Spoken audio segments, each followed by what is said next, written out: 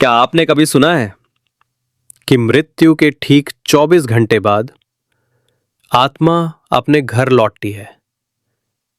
लेकिन क्यों? क्या चाहती है वो आत्मा? क्या कहने आती है? आज हम जानेंगे गरुड़ पुराण की उस रहस्यमयी कथा को जो आत्मा के इस लौटने के पीछे का अद्भुत रहस्य उजागर करती है। काशी नगरी के एक कोने में आज चुप्पी छाई हुई थी। देवदत्त, एक सज्जन, धार्मिक और संयमी ब्राह्मण, आज इस संसार को छोड़ चुके थे। शरीर शमशान की ओर बढ़ चुका था, पर आत्मा वो वहीं खड़ी थी, घर के उस दरवाजे पर जहां से वो हर सुबह मां को प्रणाम करता था। और तभी अंधकार में दो दिव्य आकृतियां प्रकट हुई। यमदूत। देवदत्त चौंके। मैं मर गया? लेकिन मैं तो सब देख रहा हूं, सुन रहा हूं। यमदूत बोले, हे जीव, तुम्हारा शरीर अब पंचतत्व में विलीन हो चुका है। अब यमलोक की यात्रा आरंभ होगी। मगर मेरी पत्नी, मेरा पुत्र, मैं यूं अचानक कैसे जा सकता हूं?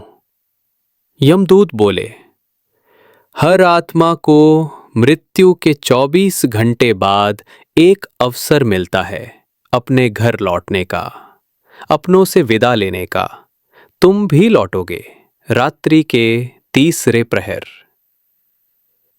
देवदत्त की आत्मा अपने घर लौटी।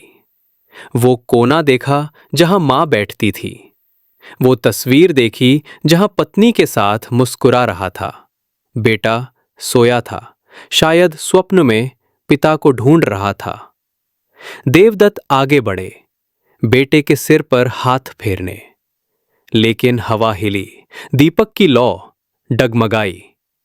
कोई जान न सका कि आत्मा लौट चुकी है। गरुड़ पुराण में स्पष्ट कहा गया है, आत्मा केवल एक बात जानना चाहती है, क्या उसके जाने के बाद कोई उसे याद करता है? अगर कोई गीता का पाठ करे, अगर दीप जलाया जाए, तो आत्मा को शांति मिलती है। वरना आत्मा पुनः लौट आती है, रात दर रात, दरवाजे के बाहर खड़ी, एक संकेत की प्रतीक्षा में। विदा के बाद आत्मा 13 दिनों तक यमलोक के मार्ग पर चलती है। हर दिन एक नया लोक, एक नया भाव, एक नई परीक्षा। और फिर 14वें दिन यमराज न्याय करते हैं, स्वर्ग, नर्क या पुनर्जन्म।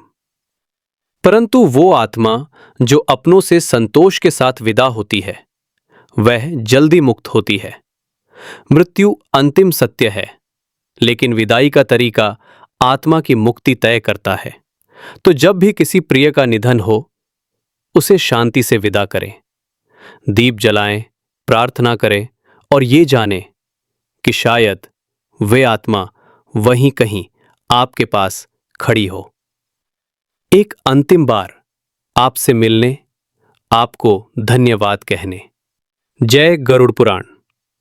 अगर आप आत्मा की अगले 13 दिनों की रहस्यमय यात्रा सुनना चाहते हैं तो कमेंट करें, आत्मा अमर है। आपको यह कहानी कैसी लगी?